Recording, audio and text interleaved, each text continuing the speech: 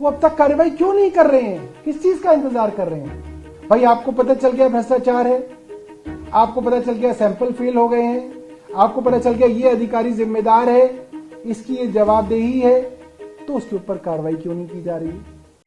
आज टीवी के कई चैनल्स पे ये खबर चल रही है कि जुलाई अगस्त में कुछ सैंपल्स दवाइयों के जांच के लिए भेजे गए थे और शायद 43 के करीब सैंपल थे, जिसके अंदर 5 सैंपल्स जो हैं वो तय स्टैंडर्ड के नहीं पाए गए हैं। मैं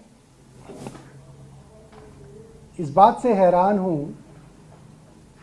कि जब ये सैंपल्स उठाए गए थे उसके करीब 1-1.5 महीने बाद मुझे ये बात किसी चर्चा के अंदर बताई गई कि ऐसा ऐसा सैंपल्स उठाए गए हैं, और उसके अंदर 2 तरीके के सैंपल्स उठाए गए थे, एक तो कंज्यूमेबल्स और एक मेडिसिन्स।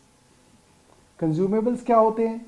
कंज्यूमेबल्स होते हैं जैसे bandage, cotton wool, etcetera etcetera, और वो कंज्यूमेबल्स के सैंपल्स भी मुझे बताए गए बहुत सारी जगह जो है स्टैंडर्ड के नहीं पाए गए। तो मैंने जब ये नोट देखा तो मुझे लगा कि शायद दोनों ही मामलों के अंदर सीबीआई की इंक्वायरी की सिफारिश की गई होगी। मैंने देखा कि कंज्यूमेबल्स के विषय में सीबीआई की इंक्वायरी नहीं दी गई, और कारण क्या है? कारण यह है कि जो कंज्यूमेबल्स अस्पतालों ने खरीदे थे वो केंद्र सरकार की जेम से खरीदे थे। केंद्र सरकार की वेबसाइट है जेम, गवर्नमेंट ई मार्केट, उस पे से वो सैंपल्स खरीदे गए थे। लिहाजा ऐसा लगा होगा कि इसकी जांच अगर कराएंगे तो उंगली केंद्र सरकार पे आएगी, इसलिए उस जांच को सीबीआई में नहीं भेजा गया, जिसका जवाब वही बता सकते हैं जिन्होंने इसको भेजा। दूसरी बात, जब से मैं हेल्थ मिनिस्टर बना तब से कई सारी मीटिंग्स हमारी हेल्थ सेक्रेटरी, डीजीएचएस आदि हेल्थ के अधिकारियों के साथ हुई है। मुझे लगता है कि कम से कम भी तो बताऊं तो 50-60 मीटिंग्स हुई होंगी। उन मीटिंग्स के अंदर कई सारे फैसले और डायरेक्शंस ली गई, और वो डायरेक्शंस हेल्थ सेक्रेटरी को, डीजीएचएस को दी गई। मुख्यतः हेल्थ सेक्रेटरी को दी जाती हैं क्योंकि वो एक आईएएस अधिकारी होते हैं जो हेड ऑफ डिपार्टमेंट कहलाते हैं, जो हेल्थ के हेड कहलाते हैं, मिस्टर दीपक कुमार।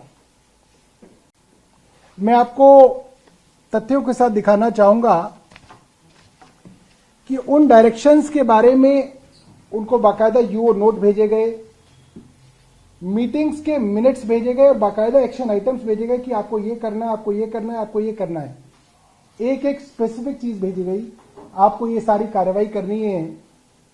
उसके ऊपर अभी तक अधिकारियों ने कोई कार्रवाई नहीं की है, और उसके बाद कई बार ये लेटर भी भेजा गया है कि आपको जो डायरेक्शंस दी गई थी उस पे जो आपने एक्शन किया उसकी एक्शन टेकन रिपोर्ट दीजिए, ये आपके सामने है।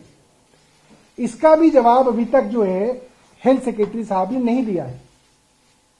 इसके अंदर एक और अच्छी बात है,